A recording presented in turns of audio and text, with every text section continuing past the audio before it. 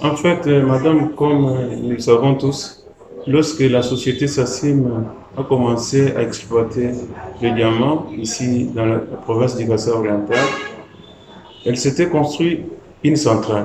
C'est cette centrale de Movo-Katia qui a permis à commencer à exploiter le diamant. Et quand ils ont trouvé que plus les besoins se faisaient sentir, ils avaient besoin d'une puissance un peu supérieure à celle que produisait la centrale de Movo-Katia, ils ont construit une deuxième centrale. C'est ça la centrale qu'on appelle Tubi, qui a une puissance de 12 MW.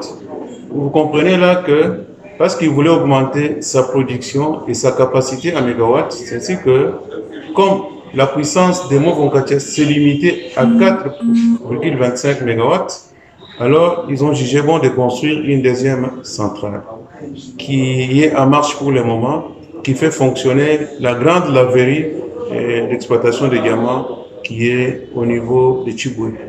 Alors, parce qu'ils avaient une deuxième centrale, donc la centrale de Movo-Katia était presque inopérationnelle. Et pourtant, il y avait un courant dormant dans cette centrale-là. Le gouverneur de province, à la recherche de solutions pour apporter réponse aux besoins de la population, a écrit à SACIM pour lui demander 1 mégawatt supplémentaire qui venait de Tubi, qu'on pouvait ajouter aux 3 mégawatts de la SNEL. Donc, à ce moment-là, lorsque nous sommes allés au niveau des échanges à Kinshasa, la SACIM a cédé en réponse à la demande du gouverneur de province. Il a cédé la centrale de Movo-Katia parce qu'une centrale qui avait un courant dormant qui n'était pas utilisé.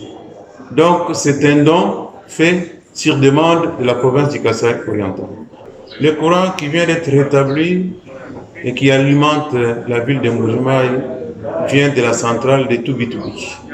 Alors, comme je le disais, le courant qui est arrivé en Mbuji-Mayi, qui a été rétabli, vient de la centrale de Tubi, malgré qu'il y a grève, mais nous avons procédé à une autre technique qui nous a permis de commiter le plomb au niveau des transformateurs pour ne plus dépendre de la ligne qui va à Tchiboué. Parce que le soutirage de la SNEL était à mi-parcours. Le courant n'était pas puisé à la source, mais la SNEL s'était connectée sur la ligne qui allait à Tchiboué.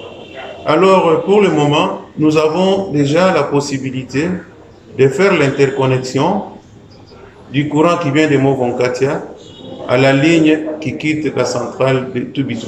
C'est faisable. Nous sommes en train de mener des études. Et bientôt là, nous allons procéder à cette interconnexion. Merci.